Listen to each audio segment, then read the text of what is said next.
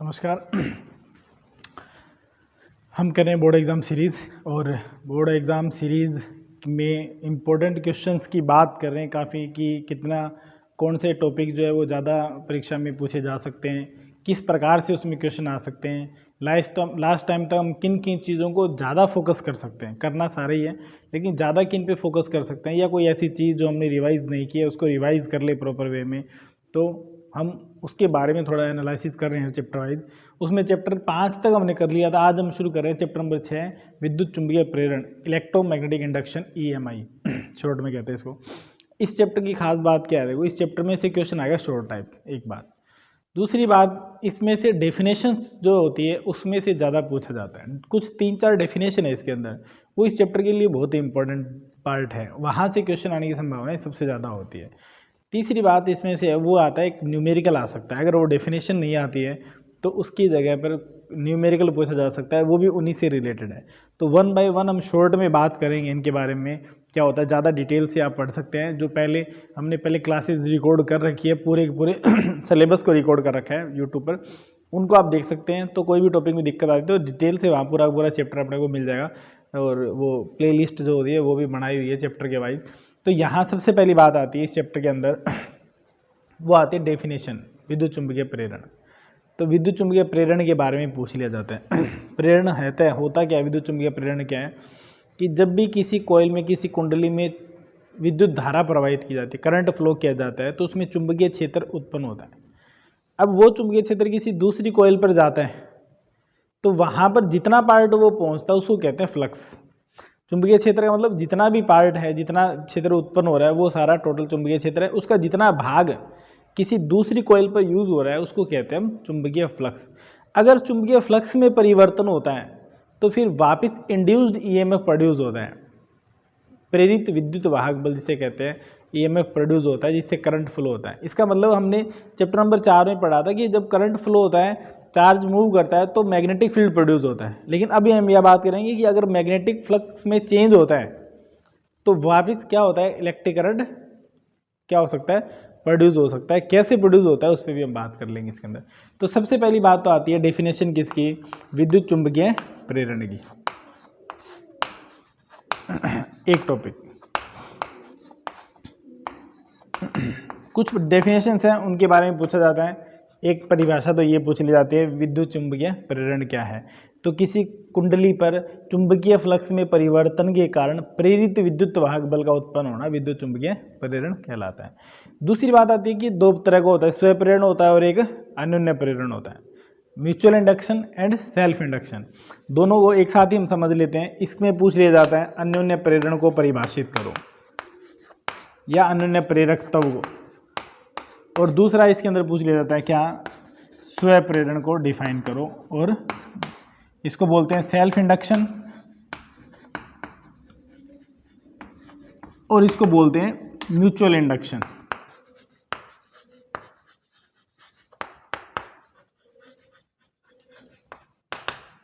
इनको डिफाइन करना है। तो अन्योन्य प्रेरण, स्वयं प्रेरण, इनकी नेम से दिख रहा है। सेल्फ इंडक्शन है, ये सेल्फ कॉइल का खुद का है, ये अन्योन्य प्रेरण है। म्यूचुअल इंडक्शन है, म्यूचुअल का मतलब दो कॉइल होंगी वहाँ। तो सिंपल है, यहाँ पर क्या होती है, एक प्राइमरी कॉइल होती है, एक होती है सेकेंडरी कॉइल, ठीक है।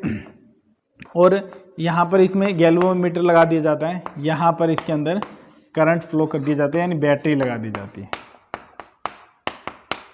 अब यहाँ में जब इसमें करंट फ्लो होगा तो इसमें मैग्नेटिक फील्ड प्रोड्यूस होगा, उस मैग्नेटिक फील्ड का इफेक्ट सब तरफ जाएगा, इधर इधर इधर इधर सब तरफ जाएगा। लेकिन यहाँ से जो गुजरेगा इसको क्या कहेंगे, इसको कहेंगे फ्लक्स।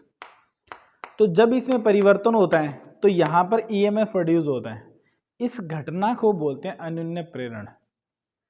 किसी कारण, किसी एक कुंडली में धारा प्रवाहित होने के कारण उस दूसरी कुंडली के में चुंबकीय फ्लक्स में परिवर्तन होता है, इसके कारण उत्पन्न प्रेरित विद्युत वाहक बल होता है। इस घटना को अन्योन्य प्रेरण कहते हैं। अब ये पार्ट अगर खुद में होता है, किसी कुंडली में सेल्फ का भी ये प्रॉपर्टी रहती है कि अगर उसी में क्या हो, करंट फ्लो, और इसी में क्या हो रहा है, मैग्नेटिक फील्ड प्रोड्यूस हो रहा है, और इसी से मैग्नेटिक फील्ड लाइन जा रही है, तो जो इतने पार्ट से जा रही हैं वो क्या हो जाएगी, वो हो जाएगी फ्लक्स। अगर उसमें चेंज होगा, उसमें कब चेंज होगा, जब करंट की वैल्यू चेंज होगी, तो मैग्नेटिक फील्ड चेंज हो रहा है तो फ्लक्स की वैल्यू भी क्या हो रही है, चेंज हो रही है। करंट कम ज़्यादा हो रहा है तो फ्लक्स भी कम ज़्यादा हो रहा है। उस कंडीशन में क्या होगा, यहाँ पर भी इंड्यूस्ड ईएमएफ प्रोड्यूस होगा, प्रेरित विद्युत वाहक बल प्रोड्यूस होगा। तो अगर किसी कुंडली में खुद में अगर ये प्रॉपर्टी हो रही है तो उसको बोलते हैं स्वयं प्रेरण, किसी दूसरी कॉइल के कारण ये प्रॉपर्टी आ रही है तो उसको बोलते हैं अन्योन्य प्रेरण। ठीक है, इसके लिए फेराडे ने नियम दिए, तो फेराडे के बारे में पूछ लेते हैं। जनरली यहाँ से इसमें इंपॉर्टेंट बात करें तो पूछा जाता है फेराडे का विद्युत चुंबकीय प्रेरण का नियम। शॉर्ट में लिख देता हूँ मैं, विद्युत चुंबकीय प्रेरण का नियम। फेराडे ने नियम दिए। फेराडे के दो नियम हैं, फर्स्ट लॉ सेकंड लॉ, वैसे भी पूछ लिया जाता है, जनरली यही पूछा जाता है फेराडे का विद्युत चुंबकीय प्रेरण का नियम। ठीक है, फेराडे का जो पहला नियम है वो बताता है कि कैसे हो रहा है, यानी ये जो हमने बात की यही पहला नियम है। दूसरा नियम है कि वो उसकी वैल्यू क्या होती है, जो ईएमएफ प्रोड्यूस होता है तो उसकी जो वैल्यू है वो क्या होती है, E = -d∅/dt। Phi flux, D का मतलब change in flux with respect to time, time के रेस्पेक्ट में जितना फ्लक्स में परिवर्तन होगा, यानी नेगेटिव फ्लक्स में परिवर्तन की दर को क्या बोलते हैं, विद्युत वाहक बल के रूप में परिभाषित किया जाता है। अगर आपको नंबर ऑफ टर्न्स दे रखे हैं, फेरों की संख्या, कोयल में जितने नंबर ऑफ टर्न्स होंगे उतना ज़्यादा ईएमएफ क्या हो जाएगा, अधिक हो जाएगा। तो अगर n है तो n से भी क्या हो जाएगा, n से भी मल्टीप्लाई हो जाएगा। नहीं दे रखा है तो E = -d∅/dt। यही वो फॉर्मूला है जहाँ से हम बात कर रहे थे, न्यूमेरिकल आता है तो इसी से आता है वो न्यूमेरिकल। कैसे आता है, देखो यहाँ फ्लक्स की जो वैल्यू है, इसमें कितना फ्लक्स होगा वो किस पे डिपेंड करेगा, करंट पे। इसमें कितना फ्लक्स होगा वो किस पे डिपेंड करेगा, करंट पे। दोनों वैल्यू अलग अलग है, इसलिए इनको डिफाइन करने के लिए कांस्टेंट जो लिया जाता है वो अलग अलग ले लिया जाता है। तो यहाँ पर भी क्या होता है, phi is directly proportional to I. यहाँ पर भी क्या होता है, phi is directly proportional to I. तो फाई इज इक्वल टू क्या हो गया, यहाँ ले लेते हैं M I, M for mutual, M I ले लेते हैं, और यहाँ ले लेते हैं phi is equal to L I. Self induction के लिए कांस्टेंट जो लेते हैं वो, इस कांस्टेंट को बोलते हैं प्रेरकत्व, इंडक्टेंस। इसको बोलते हैं इंडक्टेंस, इंडक्टेंस। तो ये हो जाएगा म्यूचुअल इंडक्टेंस, ये हो जाएगा सेल्फ इंडक्टेंस। अन्योन्य प्रेरकत्व या अन्योन्य प्रेरण गुणांक, अगर आपको कहा जाए अन्योन्य प्रेरण गुणांक को डिफाइन करो या उसका मात्रक लिखो तो किसी से भी निकाल लो सेम ही बात आएगी। यहाँ से एम से निकालेंगे तो एम इज इक्वल टू क्या आ जाएगा, फाई/आई, वेबर पर एम्पियर हो जाएगा। इसके बारे में हेनरी ने बताया, तो इसकी यूनिट जो वो हेनरी लेते हैं, कैपिटल एस से इसकी यूनिट लिखते हैं हेनरी। ठीक है, milli henry, micro henry, pico henry, वो जैसे भी दे दिया जाता है उसी तरह से। माइक्रो है तो -6 हो जाएगा, मिली है तो -3 हो जाएगा, 10⁻³ -6 है ये। तो ये E = -n⁵/dt, यहाँ से न्यूमेरिकल आता है। यहाँ से इसको थोड़ा सा चेंज कर सकते हैं, क्या, फाई की वैल्यू अगर म्यूचुअल इंडक्टेंस है, इंडक्शन है तो mi रख देंगे, सेल्फ एक ही कॉइल के बारे में बात किया तो li रख देंगे, बात दोनों में सेम ही है, ज़्यादा डिफरेंस नहीं है न्यूमेरिकल के लिए। तो यहाँ से हम इसको क्या लिख सकते हैं, n है तो n भी आ जाएगा, n नहीं है जनरली तो d∅/dt, यहाँ क्या लिख देंगे li या mi। अब l तो कॉन्स्टेंट है, कॉन्स्टेंट का डिफरेंशिएशन में कोई काम नहीं है, इसको कॉन्स्टेंट को क्या कर सकते हैं, बाहर ले सकते हैं। तो इज इक्वल टू क्या आ जाएगा, -L/di/dt। यहाँ से ये पार्ट इसका सबसे इंपॉर्टेंट पार्ट है। फेराडे का नियम पूछ लेते हैं, दूसरा नहीं पूछा जाए तो यहाँ से ये न्यूमेरिकल पूछा जा सकता है। इस चैप्टर के लिए सबसे इंपॉर्टेंट बात यही है कि यहाँ से न्यूमेरिकल पूछा जा सकता है। कैसे, आपको क्या दिया जाएगा, आपको ये दिया जाएगा किसी कुंडली में 5 सेकंड में करंट की वैल्यू 20 एम्पियर से 0 एम्पियर हो जाती है। किसी कुंडली में क्या दे दिया, लिख देता हूँ, किसी कुंडली में 5 सेकंड में वैल्यू, करंट की वैल्यू कहाँ से हो जाती है, 20 एम्पियर से कहाँ तक हो जाती है, 0 एम्पियर तक हो जाती है। ठीक है, और इसमें विद्युत वाहक बल 20 वोल्ट उत्पन्न होता है, 5 वोल्ट 10 वोल्ट कितना भी दे दिया, एग्जाम्पल ले रहे हैं हम। यहाँ पर विद्युत वाहक बल E की जो वैल्यू है वो मान लो 5 वोल्ट उत्पन्न होती है। तो पूछ लेंगे इसके स्वप्रेरकत्व का मान बताइए, calculate the value for self inductance for this circuit. इसके लिए जो कोयल यूज़ की गई है उस कोयल के सेल्फ इंडक्टेंस की वैल्यू अपने वो सोल्व करनी है। तो यहाँ से अपने इसको सोल्व कर सकते हैं। सिंप्लीफाई करने के लिए एक चीज़ हमें ध्यान रखनी है, क्या, कि यहाँ पर ये इनिशियल वैल्यू है, पहले करंट कितना था 20 एम्पियर, बाद में कितना हुआ 0 एम्पियर। तो इसका मतलब प्रारंभिक वैल्यू जो है I1 की वैल्यू जो है वो क्या है, वो है 20 एम्पियर और I2 की वैल्यू जो है वो क्या है 0 एम्पियर। तो यहाँ से हम क्या करेंगे, DI की वैल्यू जब निकालेंगे तो क्या आएगा I2 माइनस I1 यानी 0 माइनस 20, इसका मतलब वैल्यू क्या आएगी -20 एम्पियर DI की वैल्यू। और ये सारी प्रोसेस जो हो रही है वो क्या दे रखा है, ये सारी प्रोसेस 20 एम्पियर से 0 एम्पियर होने में टाइम लगता है कितना सेकंड, जो भी दे रखा है 5 सेकंड हम ले लिया, 5 सेकंड का टाइम लगता है। It means this is a time interval, यहाँ इनिशियल फाइनल टाइम नहीं होगा, आपको जो वैल्यू दी गई है वो टाइम इंटरवल ही है। It means that is a difference of time, it means the value is a dt 5 second.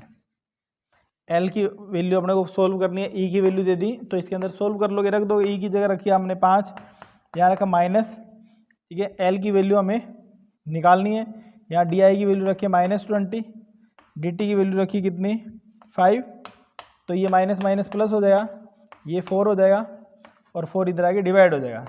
तो L इज इक्वल टू क्या आ गया 5/4, इसका मतलब वैल्यू आ गई 1.25 हेनरी। तो उसके इंडक्टेंस की वैल्यू कितनी है 1.2 हेनरी। ये इसके अंदर इतनी सी बातें जो है ये इंपॉर्टेंट है, इनको आप अच्छे से कर लेंगे तो दिक्कत नहीं आएगी। एक क्वेश्चन इसमें पूछा जाता है लेंज लॉ से रिलेटेड, हमने यहाँ माइनस लगाया, इसकी बात नहीं की, ये माइनस ही लेंज लॉ और कुछ नहीं है।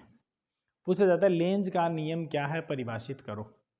लेंज का नियम क्या है, एक बार ये भी आया हुआ है कि ये ऊर्जा संरक्षण सिद्धांत की पालना करता है, सिद्ध कीजिए या व्याख्या कीजिए, है ना। ऊर्जा एनर्जी कंजर्वेशन लॉ को फॉलो करता है। तो सबसे पहली बात तो क्या है, यहाँ पर जो ईएमएफ प्रोड्यूस होता है, लेंज का नियम क्या है, लेंज ने डायरेक्शन बताई और ये डायरेक्शन माइनस की फॉर्मेट में दी। इसका मतलब लेंज का नियम क्या बताता है, लेंज का नियम बताता है कि इसमें जो ईएमएफ प्रोड्यूस होता है उसका कारण क्या है, उसका कारण है कि वो उस कारण का विरोध करता है जिसके कारण इसकी उत्पत्ति हुई है। यानी इसकी जो डायरेक्शन है, ईएमएफ की जो डायरेक्शन है वो कैसे होगी, ईएमएफ की डायरेक्शन ऐसी होगी कि वो उस रीजन को अपोज करेगी, उस कारण का विरोध करेगी जिसके कारण इसकी उत्पत्ति हुई है। और विरोध करेगी तो अपोजिट होगी इसका डायरेक्शन। अगर किसी कोयल का नज़दीक आने की वजह से ऐसा हुआ है तो उसको नज़दीक आने का विरोध करेगी, दूर जाने की वजह से ऐसा हुआ है तो उसका दूर जाने का विरोध करेगी। तो क्या होगा, उसके अपोजिट होगी। इसीलिए इसको किस में शो किया गया है, माइनस में। तो आप डेफिनेशन भी ध्यान रख लेना। अब एक चीज़ पूछी जाती है, थोड़ा सा उसको हम बात कर लेते हैं, बाकी लिख सकते हैं हम अपने लैंग्वेज के अंदर, कोई ऐसा ज़रूरी नहीं है बुक में जैसा लिखा है ऐसे रटा रटाया लिखना कोई ज़रूरी नहीं है। जैसा हमें समझ में आए, हमारा इंटेंट क्लियर होना चाहिए, हमारे जो हम बताना चाह रहे हैं वो चीज़ वहाँ पता चल जाए। बाकी लैंग्वेज का कोई बहुत ज़्यादा इशू होता नहीं है। तो यहाँ पर अपने पास एक चीज़ ये पूछी जाती है कि प्रूफ करो, व्याख्या करो कि क्या होता है, ऊर्जा संरक्षण सिद्धांत की पालना होती है किसमें, इस थ्योरी के अंदर। तो इस थ्योरी में हमने क्या बात की, जैसे मान लो इसमें शुरू में कुछ एक्सपेरिमेंट्स आते हैं, तो यहाँ गैल्वेनोमीटर लगा है और यहाँ कोई हम बात करते हैं कि कोई मैग्नेट है, ये नॉर्थ पोल है, ये साउथ पोल है, इसको नज़दीक लेके आते हैं। अब देखो इसमें ईएमएफ प्रोड्यूस हो रहा है, तो वो ईएमएफ ऐसे अपने आप ही प्रोड्यूस नहीं हो गया। Energy neither can be created and nor be destroyed, it can be transfer from one medium to another medium. Energy न तो हम उत्पन्न कर सकते हैं न नष्ट कर सकते हैं, केवल क्या कर सकते हैं, ओनली ट्रांसफर कर सकते हैं एक मीडियम से दूसरे मीडियम में। तो यहाँ पर एनर्जी कहाँ से ट्रांसफर होके आई है, अगर वो हम बता दें, इसका मतलब ऊर्जा संरक्षण सिद्धांत की पालना होगी कि वो उत्पन्न नहीं हुआ, नष्ट नहीं हुआ। तो कैसे बताएंगे कि जब हम इस मैग्नेट को इधर लेके आते हैं तो इसके कारण, मैग्नेट के कारण क्या होता है, चुंबकीय क्षेत्र होता है, उसका प्रभाव यहाँ भी जाता है। और जब इसको मूव करवा रहे होते हैं तो यहाँ के फ्लक्स में परिवर्तन होता है। एक चीज़ आप इसके लिए याद कर लेना, इस चैप्टर के लिए खास बात, मैक्सिमम जो डेफिनेशन है वो इस बात से सोल्व होती है, फ्लक्स में परिवर्तन। ये जो सारी घटना होती है वो उसका जो जड़ है वो क्या है, ये है फ्लक्स में परिवर्तन, चेंज इन फ्लक्स। बस यही है main reason, change in flux. सारी जो वैल्यूज़ है वो इसी से सोल्व होती है। अगर फ्लक्स में चेंज नहीं है, यानी ये यहाँ स्टेबल है, ये यहाँ स्टेबल है, मूवमेंट नहीं है दोनों में, इसका मतलब जितना मैग्नेटिक फील्ड आ रहा है उतना ही आ रहा है, कोई चेंज हो ही नहीं रहा, नहीं चेंज हो रहा है, इसका मतलब वहाँ पर ईएमएफ प्रोड्यूस नहीं होगा। तो कब होगा, जब इस मैग्नेट को हम मूव करवा रहे हैं, नज़दीक ला रहे हैं, तो यहाँ पर नंबर ऑफ फील्ड लाइंस बढ़ती जा रही है, बढ़ती जा रही है, तो फ्लक्स की वैल्यू भी क्या होती जा रही है, बढ़ती जा रही है, चेंज हो रही है। चेंज होना जरूरी है, चाहे इंक्रीजिंग ऑर्डर हो चाहे डिक्रीजिंग ऑर्डर हो।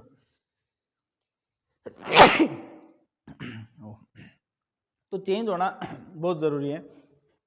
किसमें? फ्लक्स में। जब तक फ्लक्स चेंज होता रहेगा तब तक क्या होगा? तब तक ईएमएफ प्रोड्यूस होता रहेगा। अब देखो चेंज कैसे हुआ है, इसके नज़दीक आने की वजह से चेंज हुआ है ये फ्लक्स। अब नज़दीक अपने आप तो नहीं आएगी मैग्नेट, क्या किया होगा? इसको मूव करवाया गया होगा। जिसने मूव करवाया है उसमें फोर्स लगा होगा, फोर्स लगा है, उस फोर्स से क्या हुआ? डिस्प्लेसमेंट, और फोर्स इंटू डिस्प्लेसमेंट, बल गुणा विस्थापन क्या होता है? कार्य, और कार्य क्या होती है? ऊर्जा। इसका मतलब जब चुंबक को गति करवाई जाती है तो उस गति करवाने में जो यांत्रिक कार्य होता है, मैकेनिकल एनर्जी जो होती है, वो मैकेनिकल एनर्जी ही यहाँ किस में कन्वर्ट हो गई है? ईएमएफ में कन्वर्ट हो गया। इसका मतलब एनर्जी प्रोड्यूस नहीं हुई है, एनर्जी ट्रांसफर हुई है। कहाँ से? From mechanical energy to electrical energy के अंदर कन्वर्ट हो गई है। ठीक है, ये बता के आप इसको डिस्क्राइब कर सकते हो। तो कोई वो प्रूफ नहीं है, कोई फॉर्मूला वगैरह नहीं करना है अपने को यहाँ, केवल ये बताना है कि एक एग्जाम्पल हमने ले लिया है कि किसी चुंबक को जब नज़दीक लाते हैं तो वहाँ कुंडली के मैग्नेटिक फ्लक्स के अंदर चेंज होता है और उस फ्लक्स में चेंज के कारण ईएमएफ प्रोड्यूस होता है। अब यहाँ जो फ्लक्स में चेंज हुआ है वो कैसे हुआ है? चुंबक की गति के कारण, और गति किसने करवाई है? किसी की ना किसी एक्सटर्नल फोर्स की वजह से हुई है, फोर्स की वजह से डिस्प्लेसमेंट हुआ है, और बल गुणा विस्थापन जो होता है वो कार्य होता है, कार्य क्या होती है? ऊर्जा होती है। इसका मतलब गति करवाने में जो यांत्रिक कार्य किया गया है वो कार्य इसके ईएमएफ के रूप में कन्वर्ट हो गया। इसका मतलब ऊर्जा संरक्षण सिद्धांत की हमेशा पालना होती है। तो इस चैप्टर से ये बातें बहुत इंपॉर्टेंट है जो हमने बात की है, एक बार और रिवाइज कर लेते हैं। क्या क्या बात की हमने? फैराडे का नियम, लेंज का नियम, अन्योन्य प्रेरण की परिभाषा, के स्व प्रेरण की परिभाषा, और न्यूमेरिकल के लिए केवल आप ये टॉपिक कर लेंगे तो भी बहुत है। यानी इसमें से जो क्वेश्चन आएगा वो डेफिनेशन से आएगा, डेफिनेशन के अलावा क्वेश्चन आएगा तो कहाँ से आएगा? यहाँ से आएगा। तो हम इंपॉर्टेंट पार्ट की बात करें, करना हमेशा भी है, लेकिन अगर इंपॉर्टेंट पार्ट की बात करें तो इनको बेसिकली हम रिवाइज कर सकते हैं for short type question. Next video में हम करेंगे चैप्टर नंबर 7 जो बहुत ही इंपॉर्टेंट है for long question and for numerical. 100% है, 7 चैप्टर से न्यूमेरिकल आएगा ही आएगा, 100% आता ही आता है, कन्फर्म है ये बिल्कुल। ठीक है, तो उसके बारे में आगे बात करेंगे। तब तक आप इसको पढ़ लीजिए, रिवाइज कर लीजिए, आगे करेंगे नेक्स्ट क्लास में। Thank you very much.